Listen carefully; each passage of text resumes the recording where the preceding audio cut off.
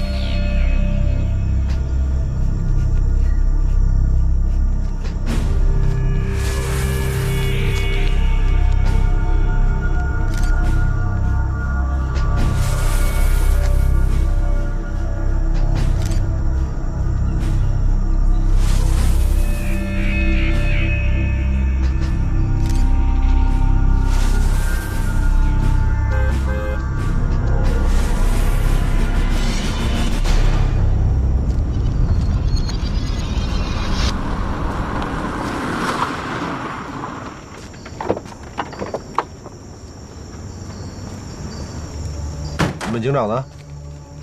去北边办个案子。哼，都失去联络好几天了，别以为我不知道。知道你还问？行，你们警长啊，没白疼你们。谁发现的？几个来郊游的小学生。看一下吧。唉，可怜的孩子。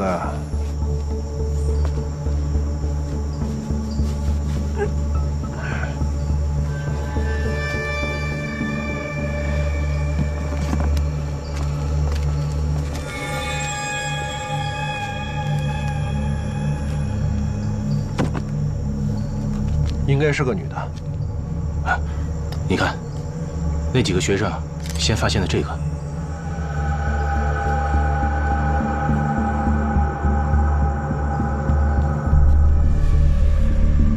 应该是小丽。现场你们先不要动，通知马里奥他们也来看看吧。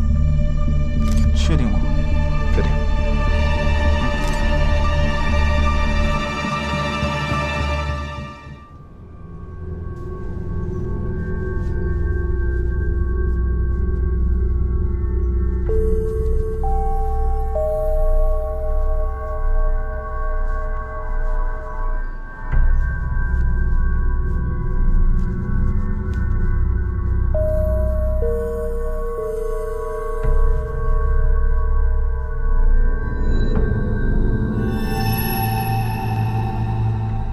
受害者女性，从骨龄上看，大概20岁到30岁之间，尸体已经完全焚毁碳化，面目全非。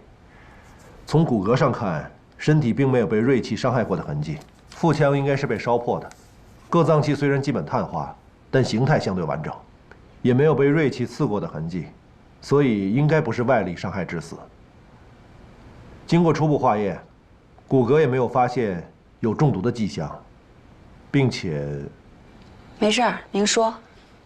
从颅骨残存的皮肤来看，睫毛根部并没有被烧，并且尸体残存的支气管内有碳末，这就说明死者应该是被活活烧死的。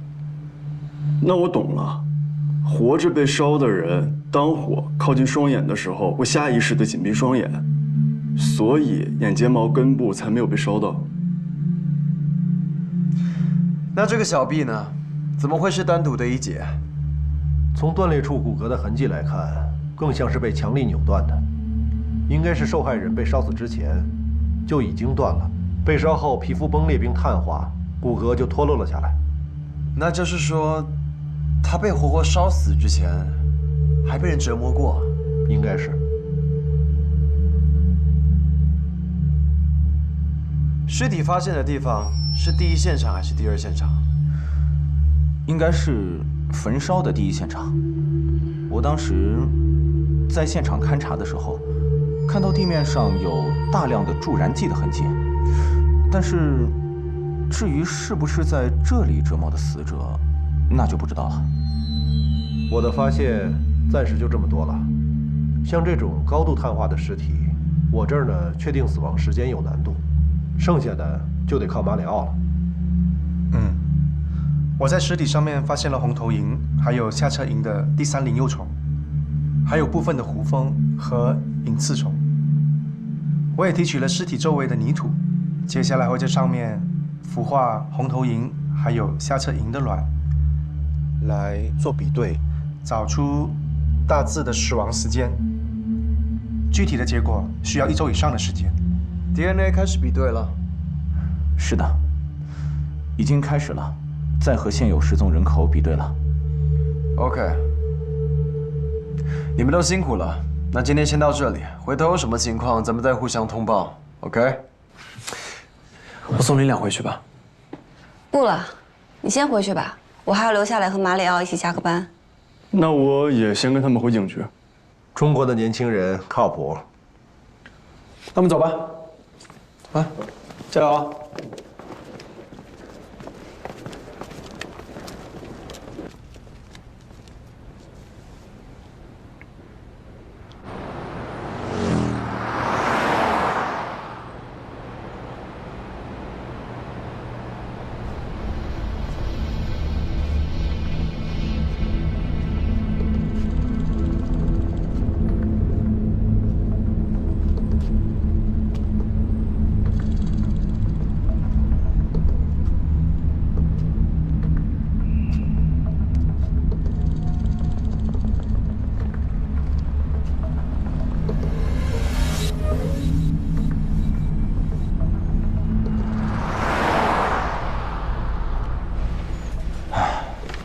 还是头一次看到警长在局长面前这么客气。难不成警长的一世英名就毁在这2具焦尸上了？OK， ครับ没事的。警长今天心情好，给局长面子。哪那么多废话？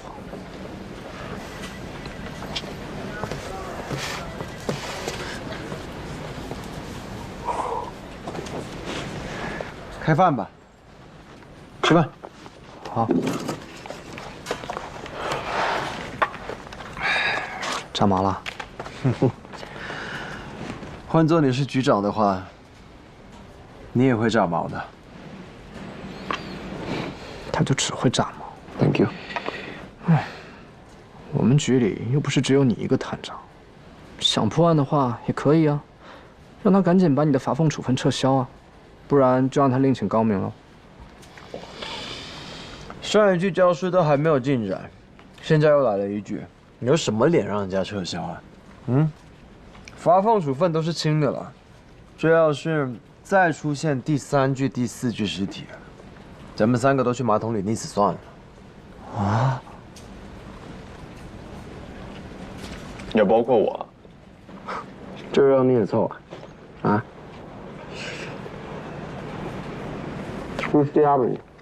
谢谢。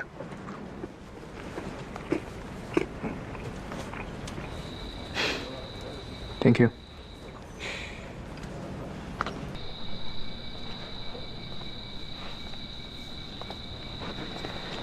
都是女性，都是虐待之后活活烧死的。到底是巧合呢，还是同一个凶手蓄意为之？如果是同一个凶手的话，他又为什么对女性有那么大的仇恨呢？是啊，希望不会有第3具、第4具吧。真的会有这么一个连环杀手吗？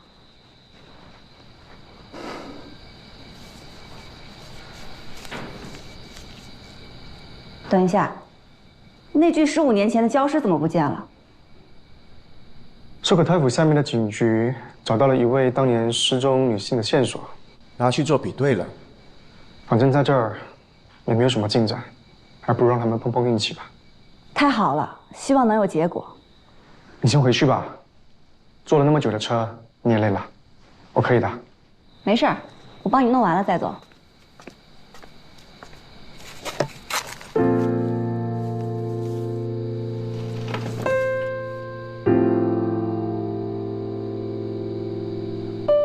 那等一下，我送你。哦，好。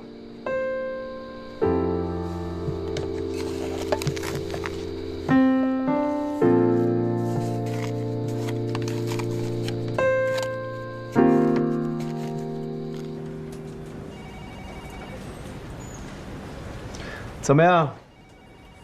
我走的这几天，那个素攀的男朋友有没有线索？啊？没有吗？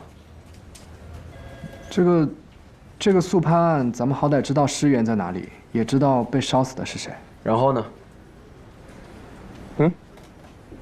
半个多月了耶，素攀的案子还一点线索都没有，还怪人家局长炸毛。我始终觉得素攀男朋友这个指向有点草率。不是男朋友，那总不会是素攀的女朋友吧？为什么？为什么不会啊？有时候女人要是嫉妒起来，可比男人更可怕。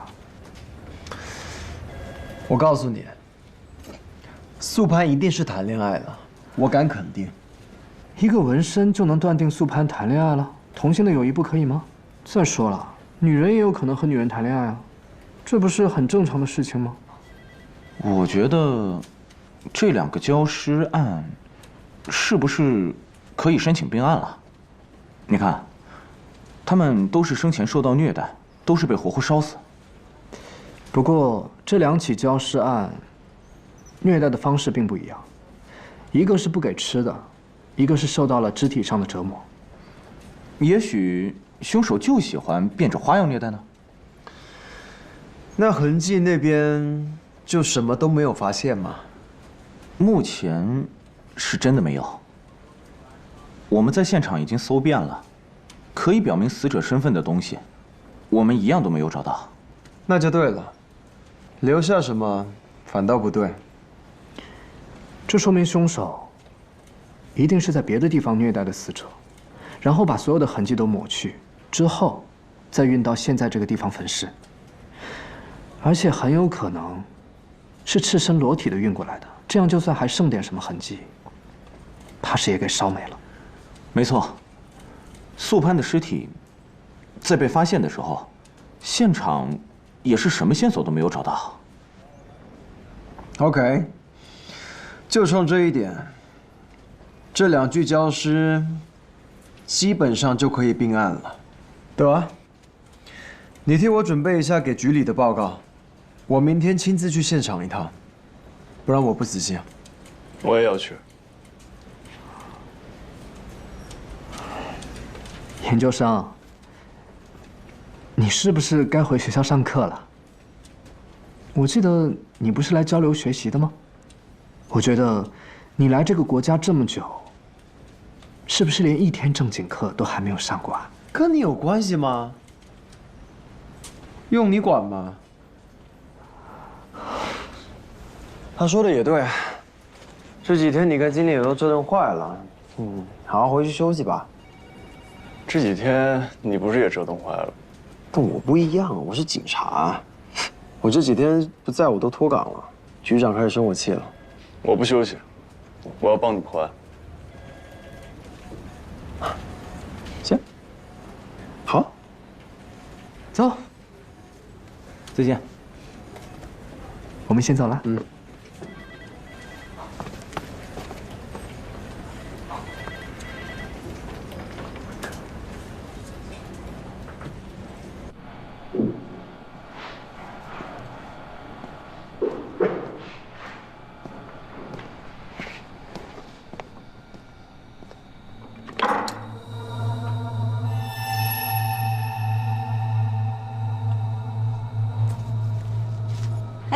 们走吧。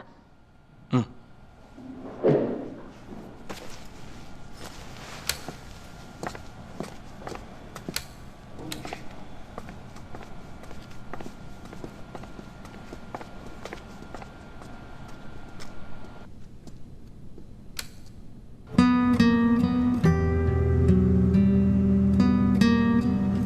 累坏了吧？我看你今天好像脸色不太好。有点。对不起，我刚刚应该坚持一下，先让你回去休息。没有，又有一个女生被折磨得那么惨，我也很难安心休息。为什么这个世界上总有女生的命运会那么惨？所有对女生下手的都是胆小鬼，都是懦夫。不过，这个世界上也有邪恶的女人。那倒是，还有女人贩子。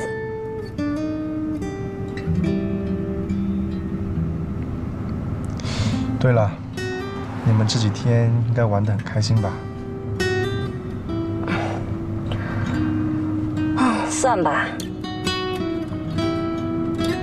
你们吵架了？那倒没有，就是挺惊心动魄的，又挺虐心的。才出去这么几天，你俩的关系就搞得那么复杂？哦，不，我们俩挺好的。嗨，我回头再跟你说细节吧。总之呢，是一个非常有意义的假期，所以谢谢你给我放假。要不然，明天晚上我们一起吃个饭吧。好啊，我请客，表示感谢。但是咱俩的活走得开吗？放心吧，就吃顿晚饭，耽误不了去重孵化的。那倒也是。哦，对了，苏可泰夫那边如果能够发现那具焦尸的线索就最好了。如果找不到的话，我想跟你申请一下，我想把那具尸体的颅腔解剖一下。你是想提取耳囊？你也听过四滴雨水的说法？嗯。你别忘了，我也是个法医，还是在德国留过学的。对不起啊，冒犯了。没有。我只是觉得四滴雨水，目前还只是法医人类学的一个说法而已，到现在没有找到有文献记载的成功案例。我的意思是，既然那么多优秀人才都没有成功，那你觉得我们为什么就会成功呢？那万一我们是第一个呢？尸体是瓦拉里洛提供的。他同意，我没意见。我跟他沟通过了，他是支持的。嗯，那好，如果有需要，我随传随到。嗯。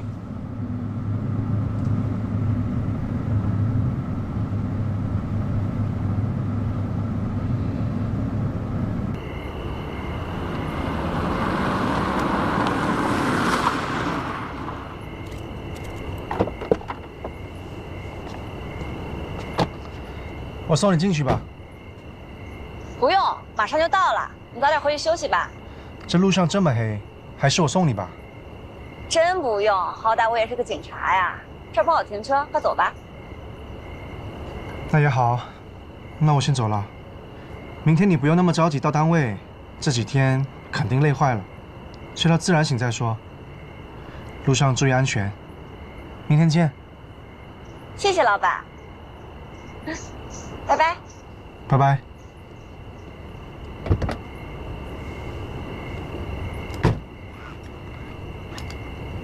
我先走了。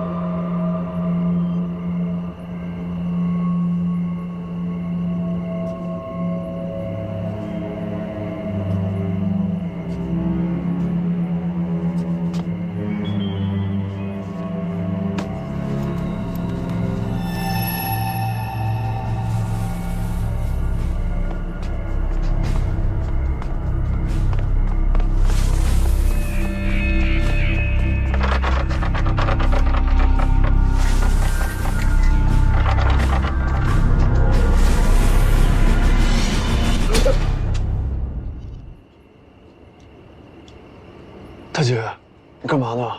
大哥，你干嘛一惊一乍的吓唬我呀？我刚跟他们吃完宵夜，给你带的菠萝饭，你怎么了？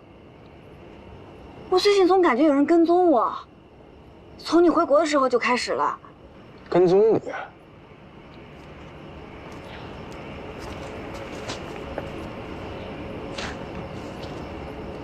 没有啊，我这一路都在你身后，没发现有人跟踪你啊。奇了怪了，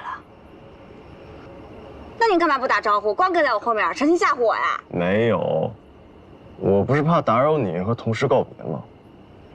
你吃醋了？你吃醋了？你居然也会吃我的醋呀？哎，不是，我是突然发现，我还没有看过你的背影。我的意思是，我发现你背影也挺好看。你现在这样，我还真挺不适应的。一个习惯的养成需要21天，慢慢你就适应了。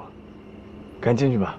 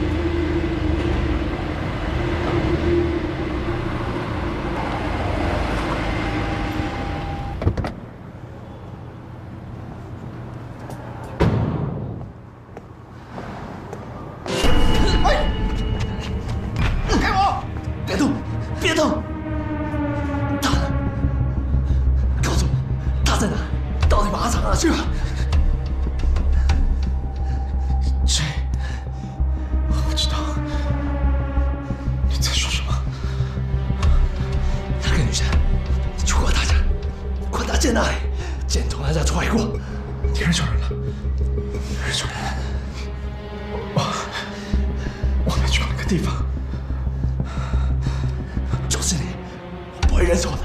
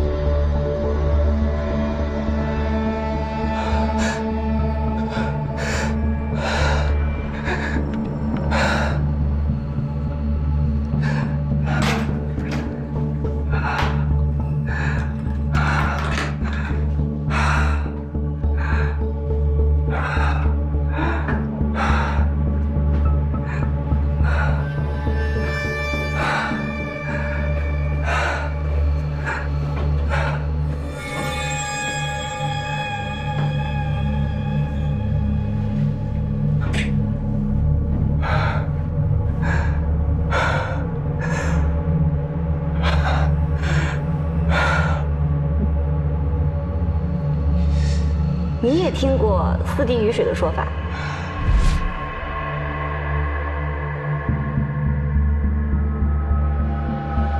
所以这块只能盛下4滴水的小骨头，闭锁着我们每个人的永久性细胞。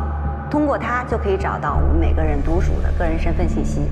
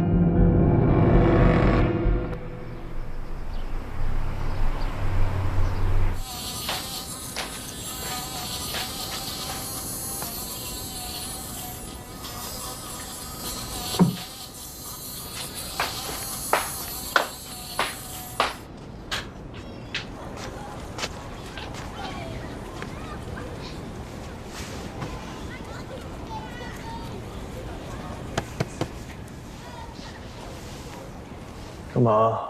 钱吃早饭了？你自己吃吧。你不帮我破案了？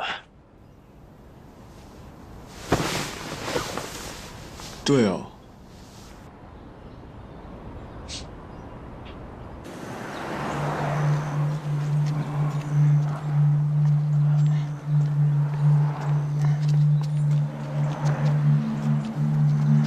见过这个人吗？没有。有人认识吗？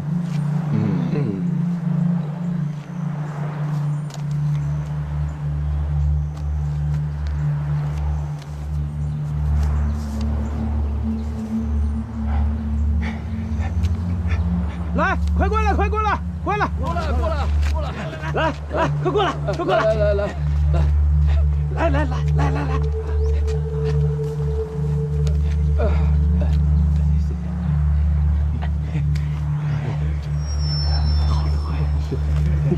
认识这个人吗？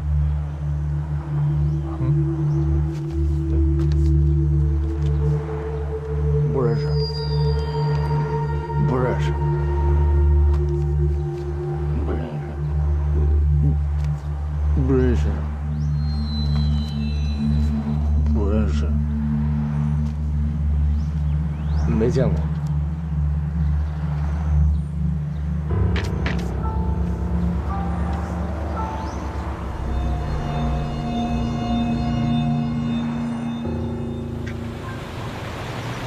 都还没问你，昨天几点回来的？快2点吧。快2点？不是这么晚，你为什么不直接在经理那住呀？我真搞不懂你们这10分钟的时间。跟你说过多少遍了，他们有纪律。哎，慢点，不着急。在我们中国有句话叫做“天网恢恢，疏而不漏”。啥意思啊？就是坏人他一定会被抓到，只不过是时间早晚的问题而已。多早算早，多晚算晚。15年吗？反正我一定会帮你破焦尸的案子，让你重新在局长面前扬眉吐气的。说的你好像你还没来之前我没破过案子似的。现在重点不是我在局长面前会怎么样，现在重点是不能再出现第3具、第4具焦尸了。绝对不能再让任何女性受残害了。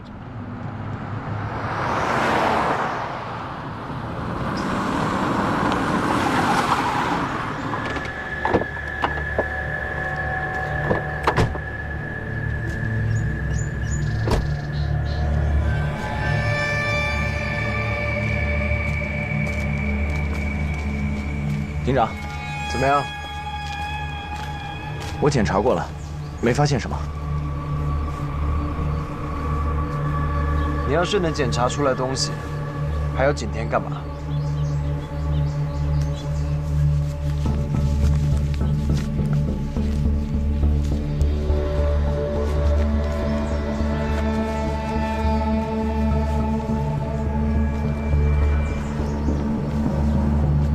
痕迹兄弟他们也来过了，但也没发现什么。痕迹兄弟啊，景天跟他们关心的不一样。走。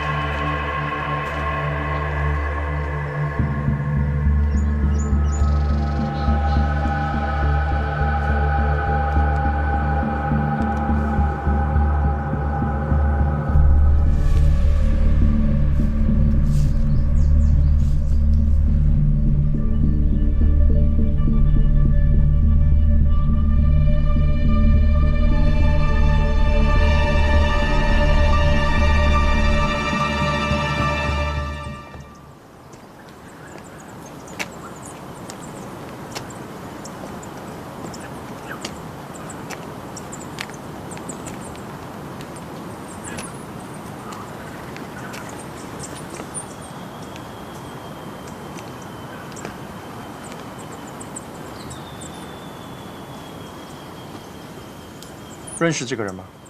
不认识。认识他吗？不认识，不认识。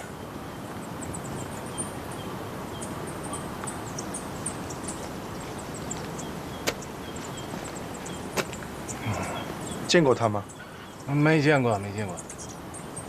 哎，见过他吗？没见过，没见过。见过这个人吗？罗摩王子。谁？罗摩王子啊。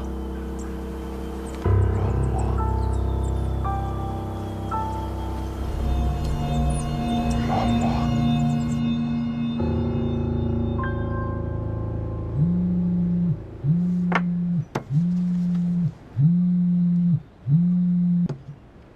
喂，景天。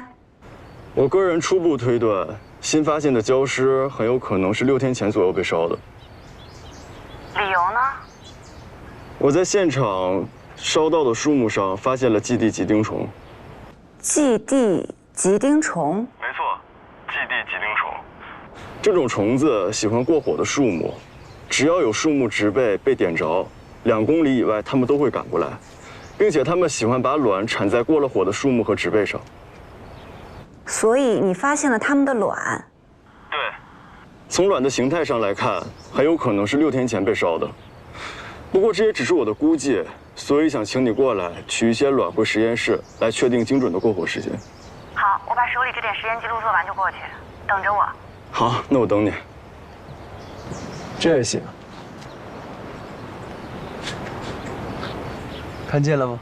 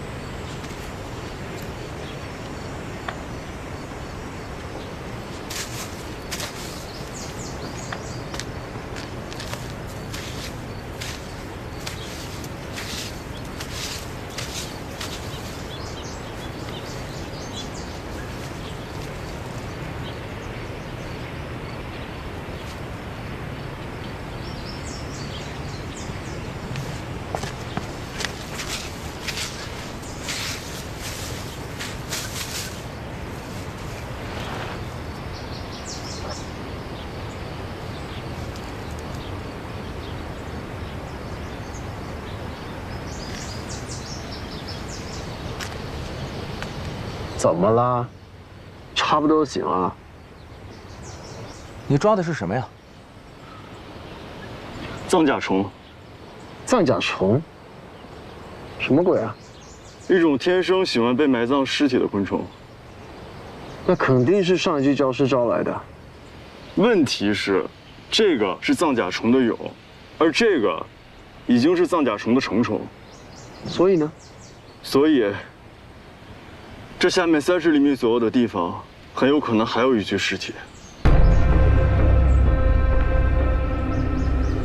什么？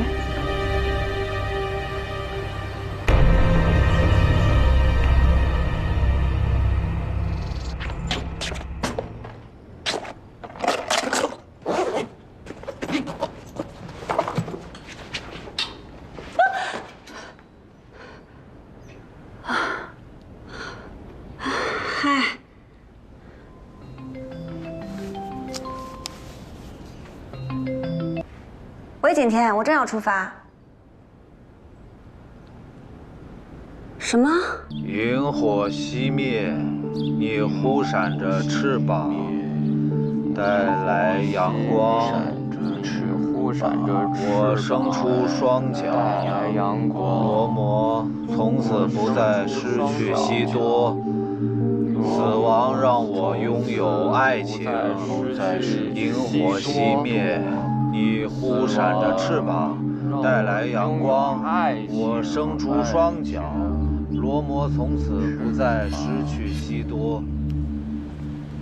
和这2具尸体的情况差不多。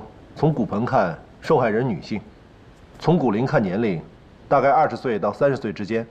骨骼上目前没发现被锐器伤及的痕迹，初步化验骨骼也没有发现有中毒的迹象。结合部分骨骼及残存的些许皮肉上的碳化痕迹，受害人应该被焚烧过。尸骨被发现的形态表明，受害人也应该受到了虐待。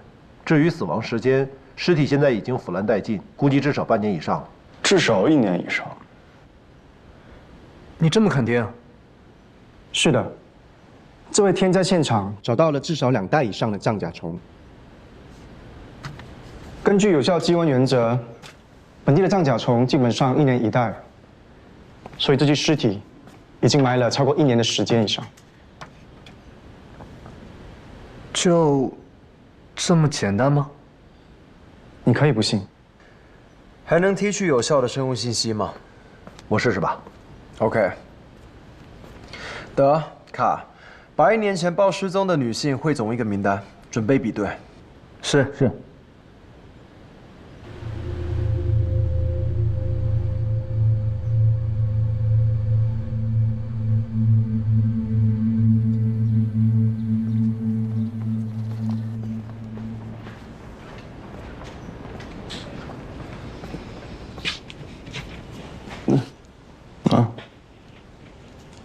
谢谢。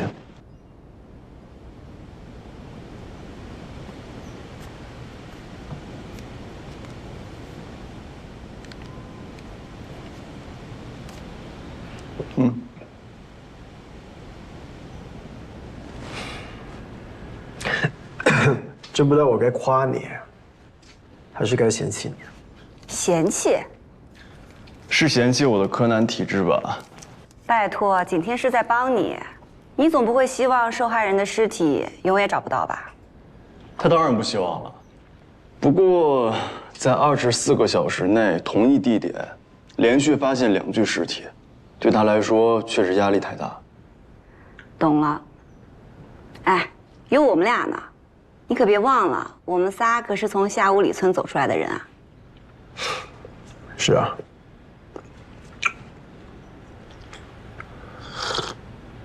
一良，我最早的那具焦尸呢？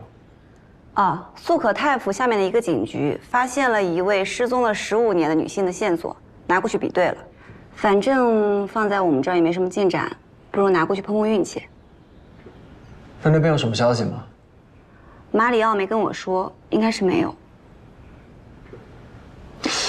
15年前的焦尸？女性，40岁左右，这是目前仅有的信息。那还有实验的意义吗？按说是没有了，但是我和差都不想放弃，而且这个案子也是他老爸的一个心结。自从差把这个尸体送到我们实验室，我和马里奥反反复复的试验了很多次，虽然都失败了，但是我没有放弃，马里奥也一样。有时候我看着他，仿佛能看见他在挣扎，在呼喊，可是我就是听不见他在呼喊什么。本来我和国内的同行商量，准备从法医人类学的路径碰碰运气，不过现在可以从素可太府那边看一看，有没有什么新的线索。如果没有的话，我们再继续。15年之久，现在还没有确认身份。从当时的现场来看，没有找到任何关于他身份的信息线索，也一直都没有人报案。同时期的失踪人口也没有匹配成功，一直到现在，这几次的人口普查也没有拿到有用的信息。那是怎么发现的呀？是在郊外的一处山谷里发现的。当时发现尸体的时候都已经被烧焦了。现场来看，死者死前应该是在那里露营。当地的警察也认为这是一起意外。从案中来看，起火的原因是因为死者在帐篷里抽烟，才会引起火灾的。因为他们在现场找到了一个被烧焦的打火机，现场除了死者，也没有发现有任何人出现过的痕迹。但我老爸一直坚持，这不是一场意外，因为当时他在现场没有找到任何东西是可以证明死者的身份，哪怕出来郊游，怎么会连个身份证明都没带呢？手机、手表，甚至是一台车都没有。而且当时的尸检报告发现死者的胃里是空的，没有食物。女性，焦尸，胃里没有食物。我明白你的意思，但我还是觉得这太巧合了。那具焦尸到新发现的焦尸，都已经时隔14年了。那这个凶手为什么要在时隔14年再次作案呢？然后在1年之内杀了3个人，并且这4位受害人除了都是女性，都被虐待，都被活活烧死。目前还没有发现有什么其他的共同点。如果是同一个凶手，那至少他的年龄应该相对比较大，这一点不妨放进凶手的画像里。先等等素可太府那里有什么状况吧。目前我们还是想集中在新发现的这3具焦尸上。不管怎么样，我都不会让这3个案子再搁上15年，哪怕是1年，最好是明天我就能抓到凶手。我们一定可以的。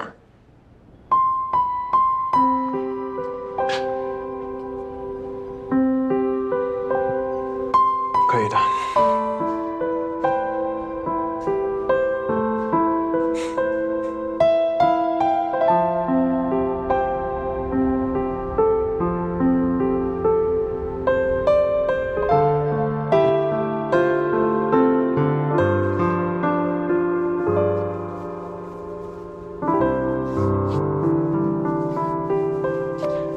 行，那就请法医大人先去歇着，等我做好了叫你。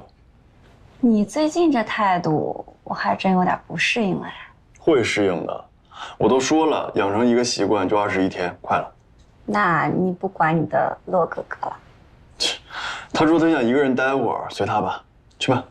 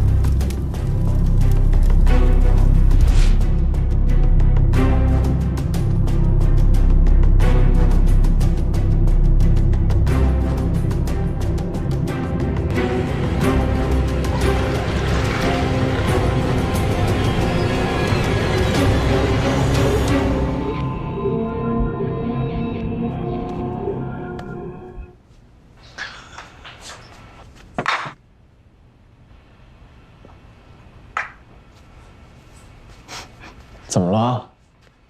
啊，出什么事了？太感人了。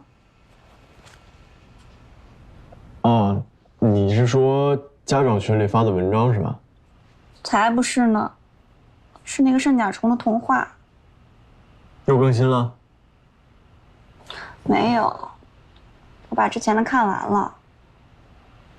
玛利亚太可怜了，她和全家一起堆粪球的时候，父母就被小车给撞死了。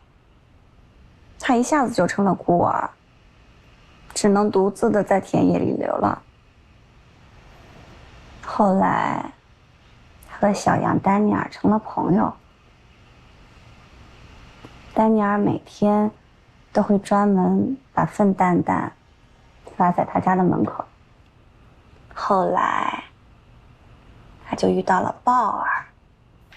我之前跟你读过的，就是那个会带他去看月亮的偏振光的鲍尔。哦，我想起来了。鲍尔右脚有一些残疾，但是他每天都会和玛利亚一起把沉重的粪球一次又一次地推上高高的小坡。他还对玛利亚说，就是因为他们每天推粪球越过天空，所以才有了日升和日落。玛利亚对鲍尔动心了，但是他习惯了一个人的生活，他不知道该如何接受鲍尔。于是他把心事都告诉了丹尼尔。丹尼尔对他说，不要总是去想拥有了鲍尔会怎么样，而是想一想，如果没有了鲍尔，他就只能一个人滚粪球了，会怎么样？我明白。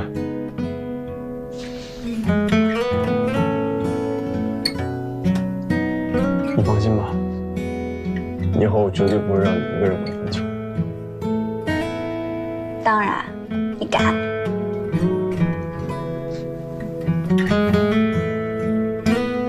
后来，鲍尔在丹尼尔的鼓励下，决定向玛利亚求婚。他给玛利亚准备了一个好大好大的粪球，那是田野里的动物们一起努力才堆出来的。再后来就断更了，作者不再写了，好伤心啊。没关系的，后来的故事可以我们两个写，用我们的幸福来写。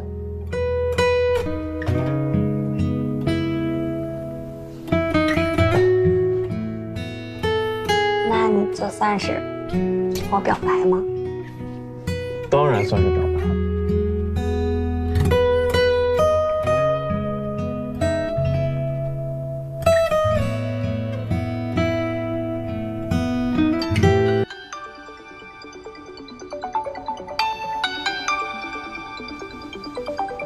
肯定又是你的洛哥哥。哎，还真是。喂。哦，好。好。我们马上过来。嗯。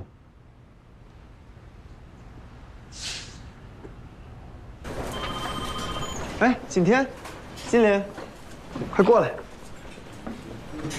景天给你带了晚餐哦，真的。阿文卡，来，你们快坐。最新发现的尸骨尸源我们已经找到了，这么快啊？嗯，他叫宗拉维蒙，26岁，是一名网络作家。他的父母已经去世了，一个人生活在这里。怎么找到的？确定吗？确定。根据景天和马里奥所提供的死亡时间，我们收集了截止在1年之前失踪的所有20到30岁的女性资料，先和献血的记录比对，正好这位姑娘有献血记录。根据她的献血记录，再找到了她的生物信息，正好和这具尸骨匹配成功。棒棒，棒棒的。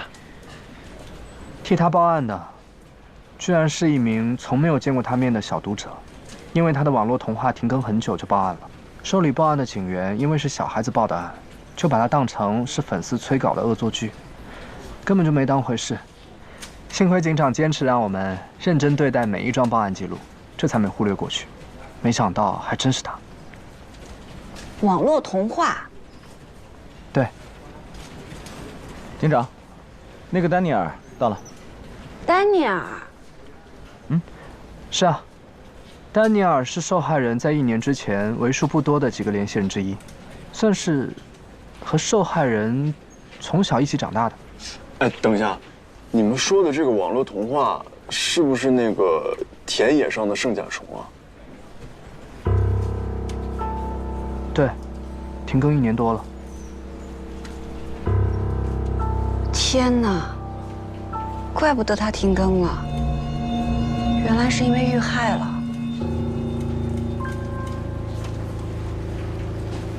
你们知道？金陵一直在追，刚刚来的时候我们还在看，没有想到真的是他。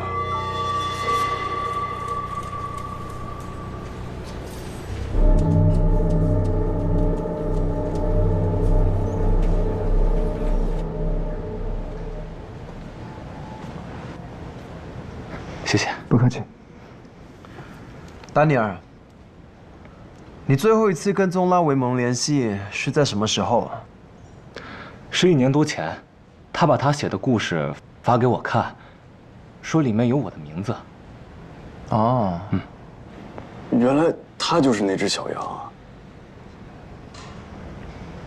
那他1年多不跟你联系，你不觉得奇怪吗？自从他离开老家之后，我们其实就很少再有联系了。那天他突然发故事给我，我还挺开心的。我们小时候在一起的时候玩的还是挺好的。那他一直都很喜欢圣甲虫吗？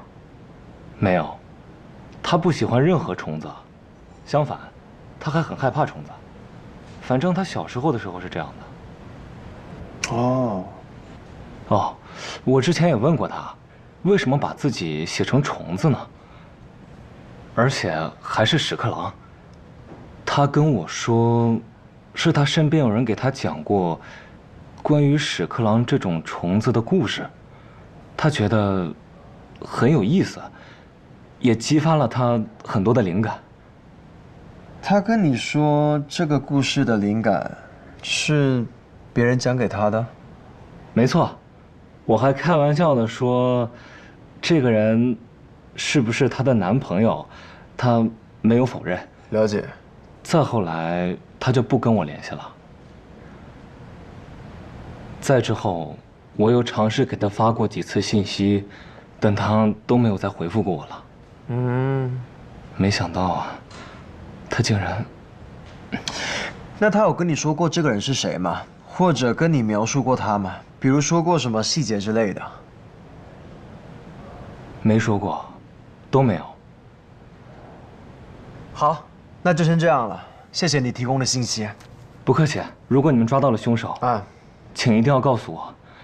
宗拉维蒙他在很小的时候就失去了父母，现在他又遭遇了这样的事情，他太可怜了。我们会的，我们一定会竭尽全力抓到凶手的。好，辛苦你们。好的，谢谢你。谢谢。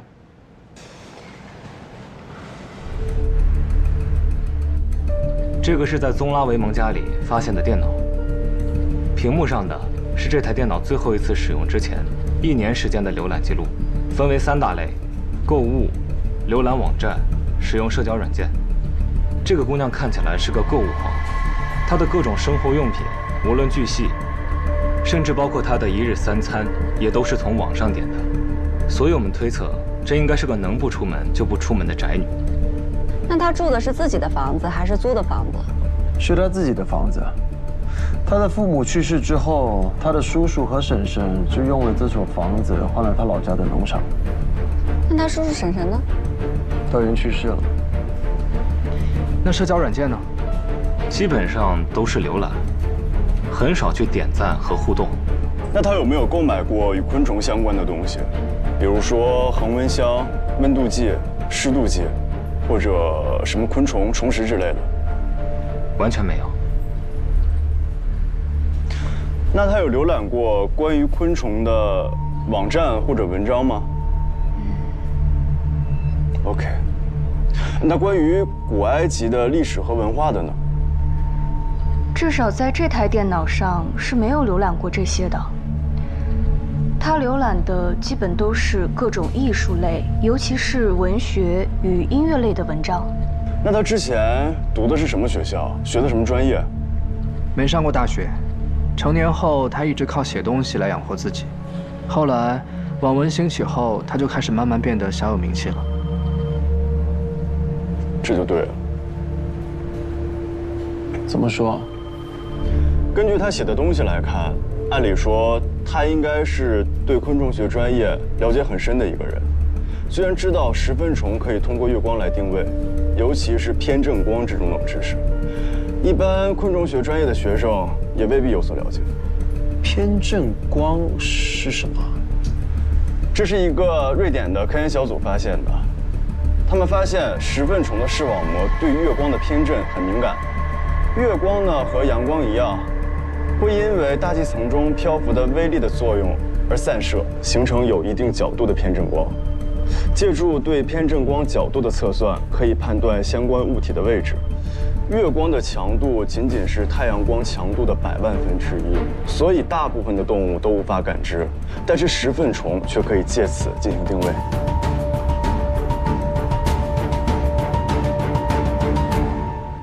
你看我干嘛？我也不懂，他懂就行了。不光你们两个不懂，根据宗拉维蒙的浏览记录来看，他可能也不懂。那就说明这个 Daniel 他说的是对的，确实是有一个人给了他写作这个童话的灵感，而且这个人也很懂昆虫，而他知道的那些冷知识，就是这个人跟他说的。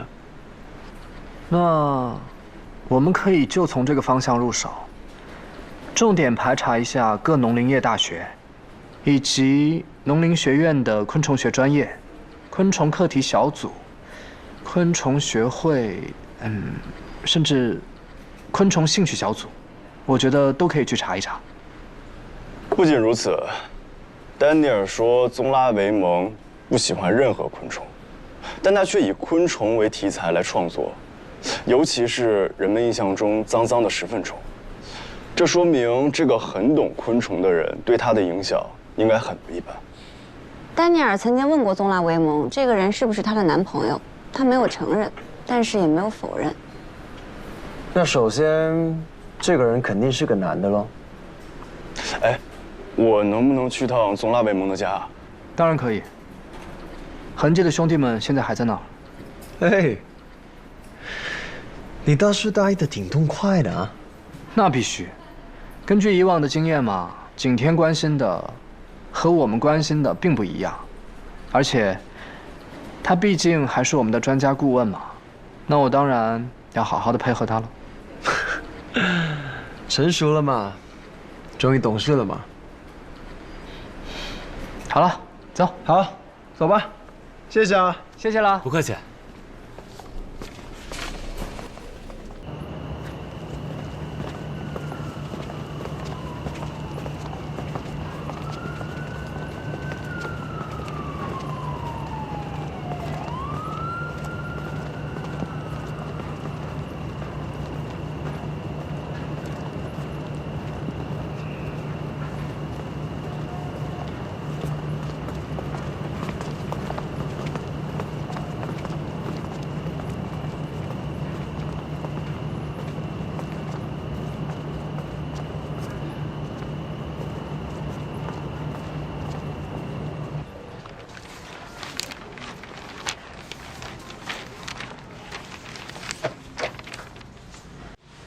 怎么样？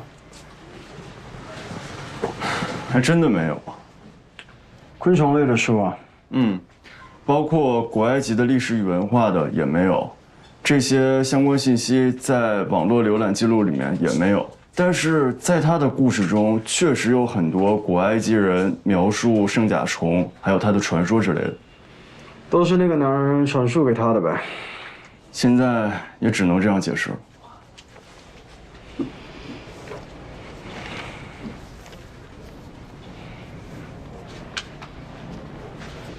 用这么贵重的相框，说明他很重视啊。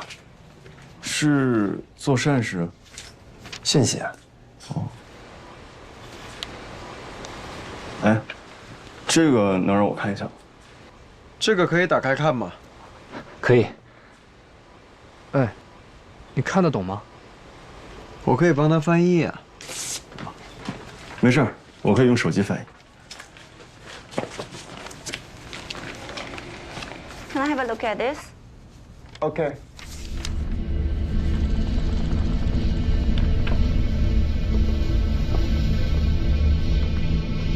哇，哟，还真是亮瞎了我的眼。这就对了。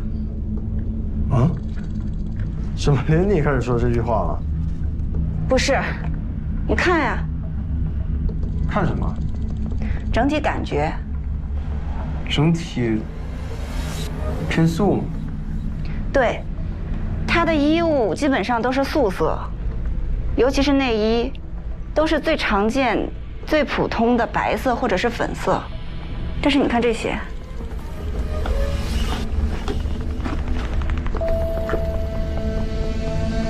这说明什么？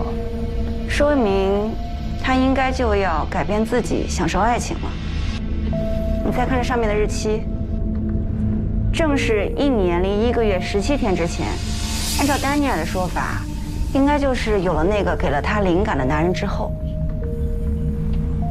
兄弟啊，这个包裹是你们来之后拆的，还是你们来的时候就已经拆开了？我们到了之后拆的。谢谢。那就是说，他都没来得及给自己享受爱情，就。哎，你看一下这些，这前面的几张呢，应该就是田野上的圣甲虫的构思草稿，包括人物、情节线，还有一些临时想到的对白等等。还有一些关于知识点的整理。从这些草稿中可以看出来，童话中的那个男主角就是那个右脚有一些残疾的雄性圣甲虫，还不叫鲍尔，而是叫阿图姆。那有什么问题吗？你们也许还不知道，其实我和金陵一直都非常喜欢石粪虫，这也是金陵为什么一直在追这个童话的原因。而且不瞒你们说，我和金陵私下都是以石粪虫互称的。看来我还是老了。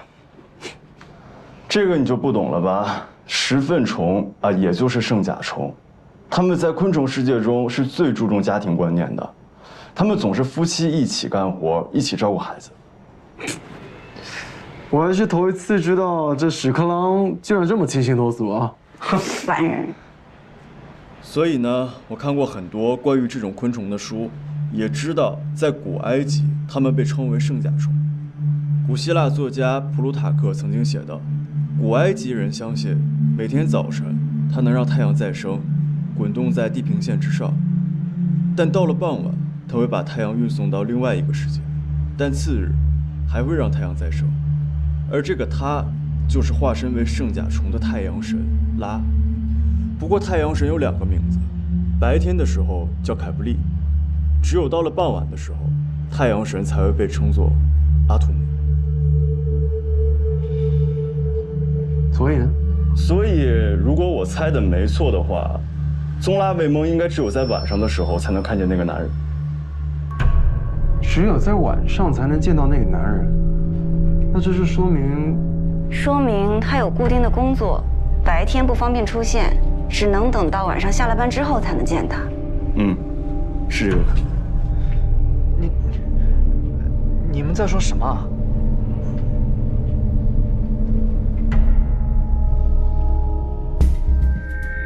现在在我们身边有一个残忍变态的连环杀手，已知有3位女性遭到了他的毒手。第一个是宗拉威蒙，死于1年多前；接下来是素潘，他死于1个月前。刚发现的这个，我们现在姑且叫他3号，死于6天前。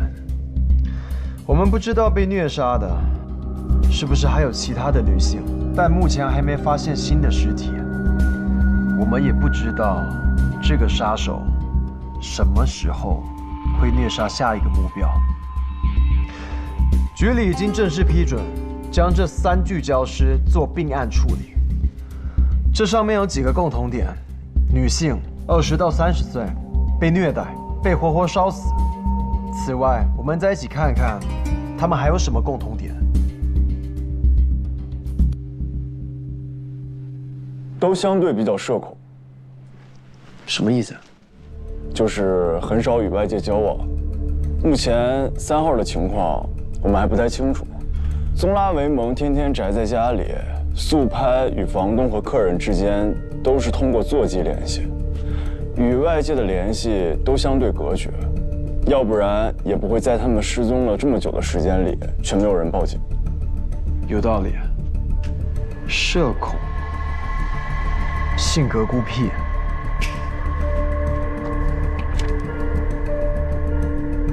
还都和昆虫有关。素潘他擅长纹的图案就是各类蝴蝶和蛾子。他自己身上的纹身也是一个长喙天鹅，而宗拉维蒙是以圣甲虫为灵感来写童话的。果然出息了啊！昆虫的名字都记住了，与昆虫有关。与昆虫有关。还有他们都恋爱了，而且都是和一个神神秘秘的男人。宗拉维蒙的生活中出现了一个神秘的男人，这个男人给了他用昆虫创作的灵感，给了他圣甲虫相关的知识，还给了他改变自己、接受爱情的动力。红色内衣。素潘的生活中也出现了一个神秘的男人，这个男人让在专业审美上高度苛刻的素潘，居然同意在身上纹一个丑丑的图案，而且这个图案代表着坚贞不渝的爱情。没错。OK， 那我们不妨给这个神秘男人画画像，至少能归纳出几个关键词。神秘，这不废话吗？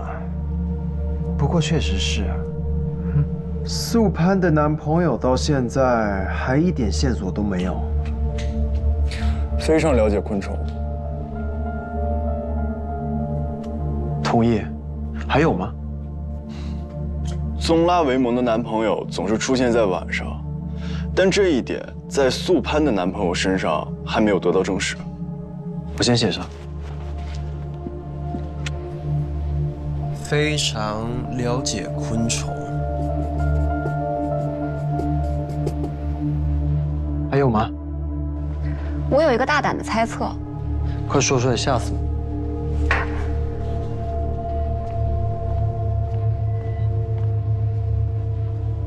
这里，你记得吗？我说过的，是一个男人的右脚，而且缺了小脚趾。而宗拉维蒙那个童话里那个男主角阿图姆，也就是鲍尔，他也是右脚有残疾。对啊，等一下，所以那个右脚缺个小脚趾的神秘男人，应该就是虐待并活活烧死宗拉维蒙和素潘的连环杀手无疑了。热水，谢谢。我觉得这个神秘男人不光残忍，而且他还非常的变态。还有一个关键词：缜密。目前宗拉维蒙家里没有发现任何外人的痕迹，包括毛发。素潘家里也是。岂止是缜密，是非常非常缜密。这都过去1个月了。还没有在公共监控里看到他的踪影。警长，你看啊，他处理这3个女生的尸体，其实方法都是一样的。他会先在一个地方进行虐待，然后非常仔细地抹去她们身上任何可能与外界产生联系的痕迹，再把她们运到其他地方焚烧掉。我之前就怀疑过，受害者很有可能就是裸体被焚烧掉的，所以现场根本就找不到任何有用的痕迹。这要不是宗拉维蒙曾经献过血，我们根本就不可能这么快就查出来他是谁。就像那个3号一样。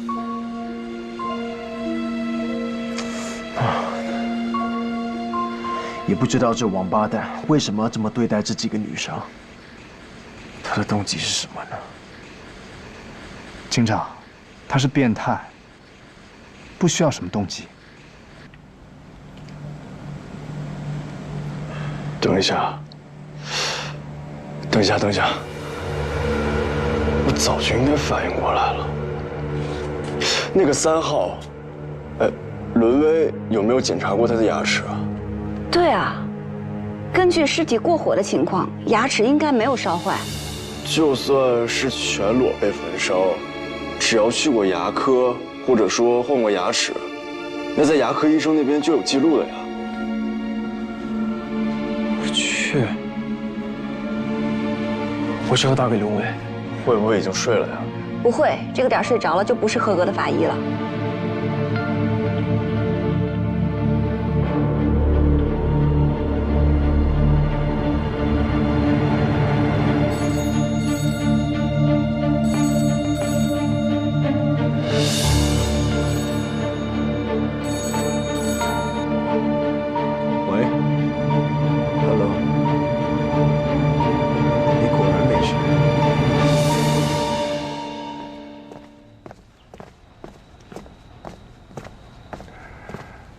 对不起，我来晚了。扑克莲怎么不在？一直联系不上他。不过我已经跟局里和他们所里都打了招呼，我做主了。那就好，欢迎回避。听到了吗？欢迎回避。放心吧，除了你，我什么都不怕。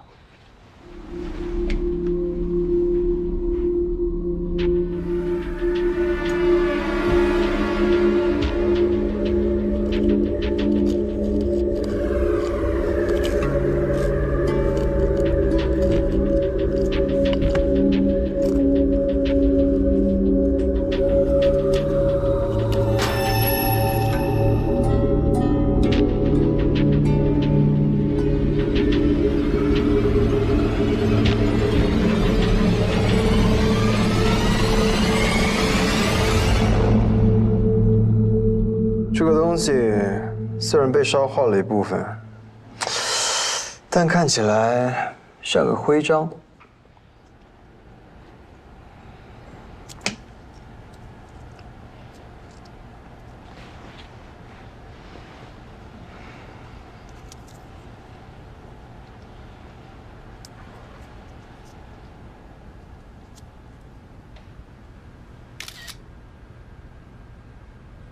哎，你们觉得这上面的图案像什么？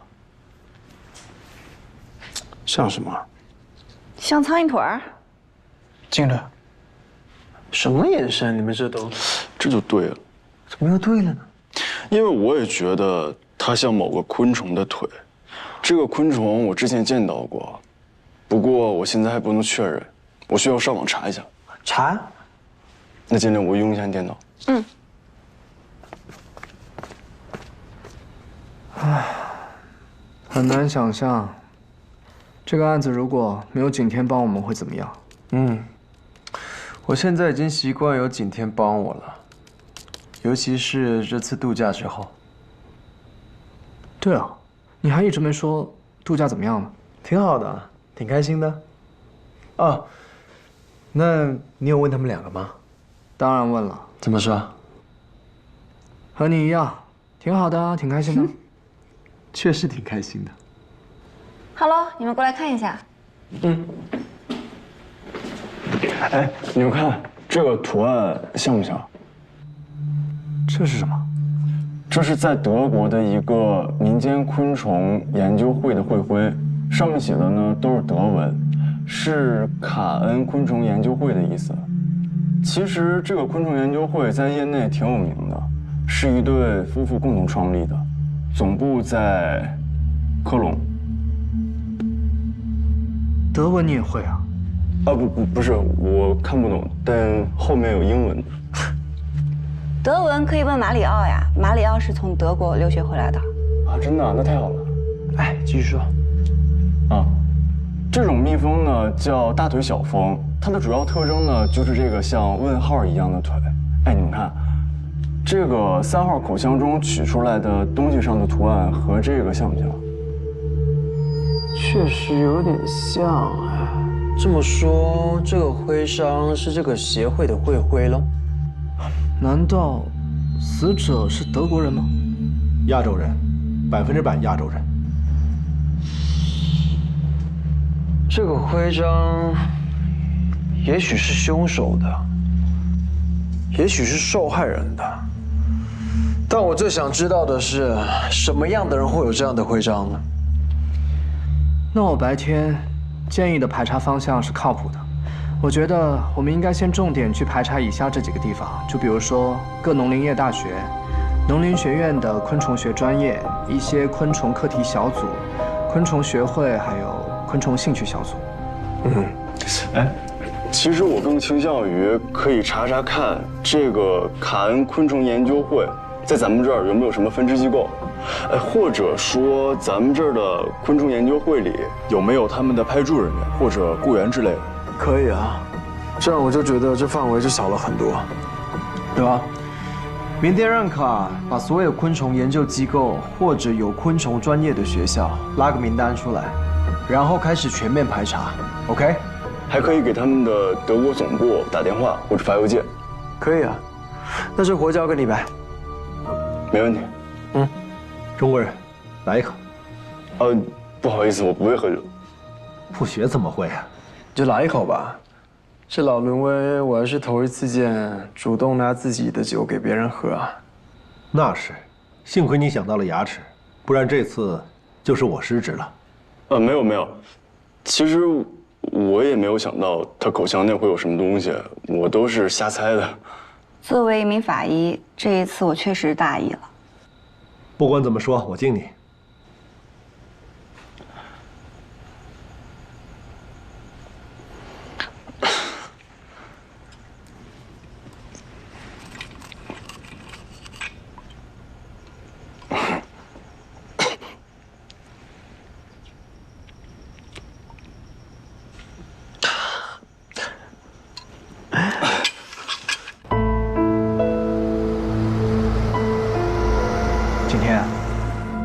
有新线索了，应该高兴才是啊，怎么还这么愁眉苦脸的？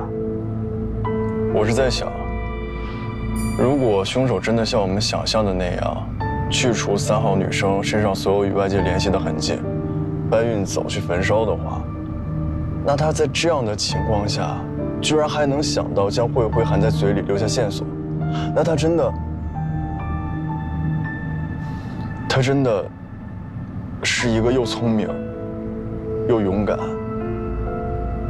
又坚强的女孩。她会是谁呢？景天说的是什么意思啊？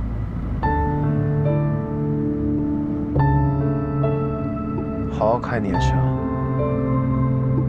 好。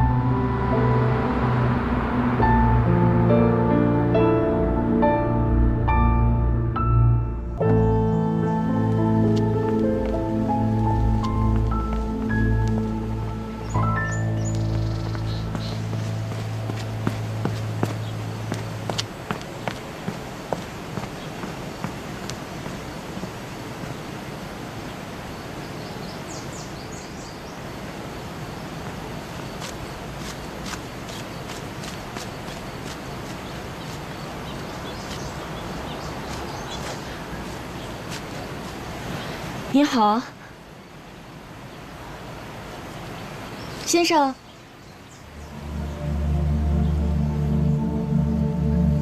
先生。